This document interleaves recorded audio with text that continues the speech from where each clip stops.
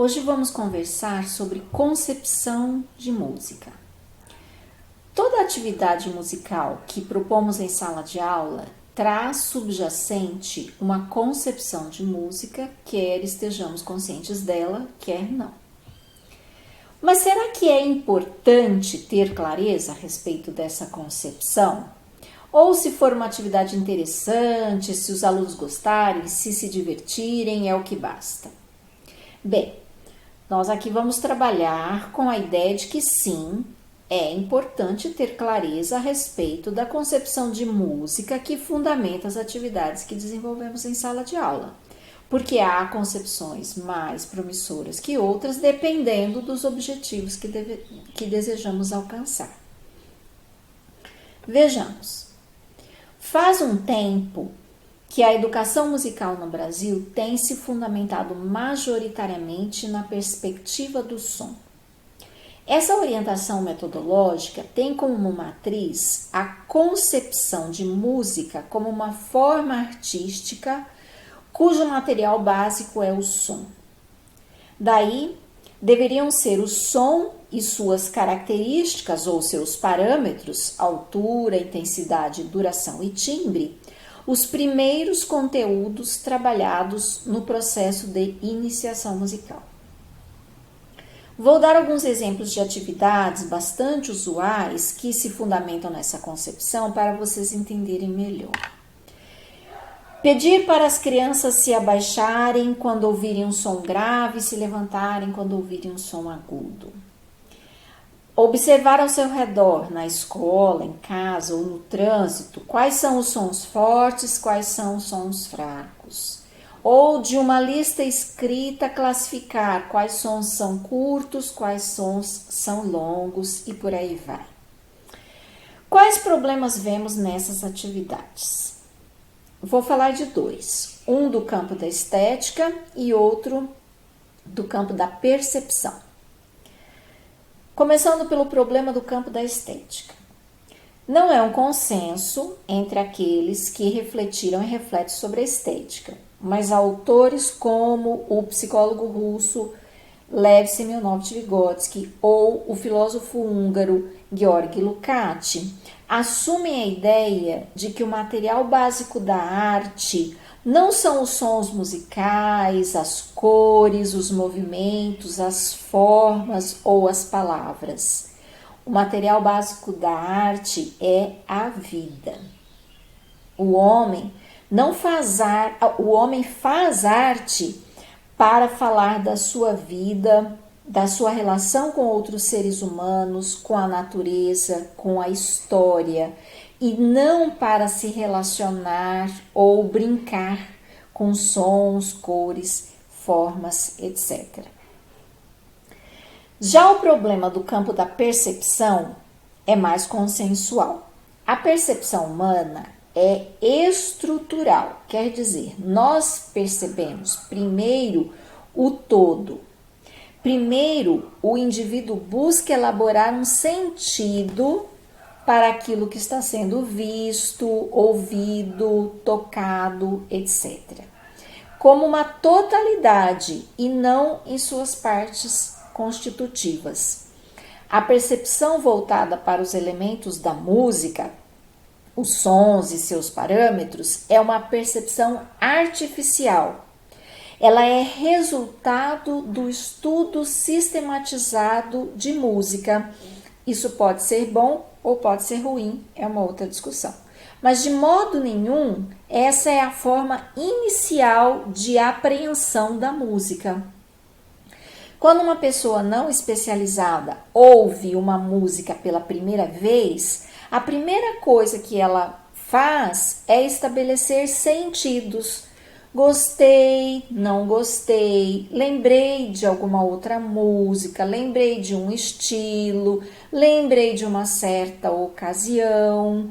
Essa pessoa não vai reparar se a música tem mais sons graves ou agudos, mais sons longos ou curtos, se está em dó maior ou fá menor, etc.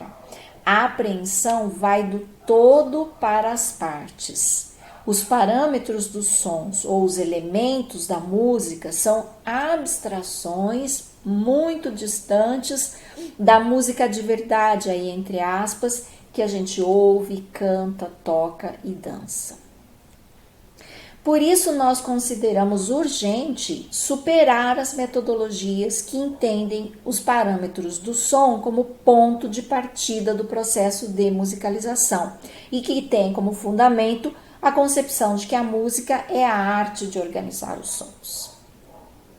Embora aparentemente seja plausível que a educação musical deva começar pelo mais simples, quer dizer, pelas menores partículas do fenômeno musical, trata-se apenas de aparência.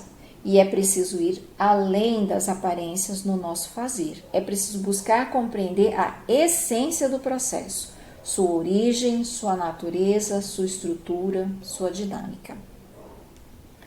Pois bem, estudando o processo de apreensão ou aquisição da música, com base, por exemplo, nos estudos linguísticos ou na psicologia, educadores musicais contemporâneos têm formulado e desenvolvido a ideia de que a música é uma forma de linguagem.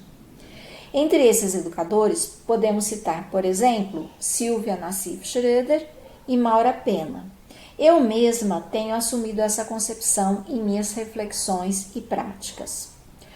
O educador musical inglês Keith Swanwick fala em música como discurso, o que é um pouco diferente, mas também uma tentativa de se contrapor à concepção de música como organização dos sons. Mas o que isso significa? Ser a música uma forma de linguagem? Em primeiro lugar, significa dizer que a música não é um dado natural. Ela não é parte da natureza, mas é um produto da vida social humana. Nesse sentido, ela é uma elaboração, é uma construção histórica e cultural, e que, ademais, ocorre tardiamente no curso do desenvolvimento das sociedades humanas. Isso significa dizer que a música é uma forma de linguagem, que a música é resultado das relações humanas. Como dissemos anteriormente, os homens fizeram e fazem música para se relacionar com outros seres humanos, para se comunicar com eles, para comunicar suas ideias, seus sentimentos, seu modo de vida, para falar dos seus amores, das suas dores, dos acontecimentos que com eles se passaram. Ora, quando eu faço essas afirmações, é de linguagem que eu estou tratando e não de sons organizados abstratamente. O que vem primeiro na linguagem é o sentido que se deseja comunicar e não o modo de organizar os sons.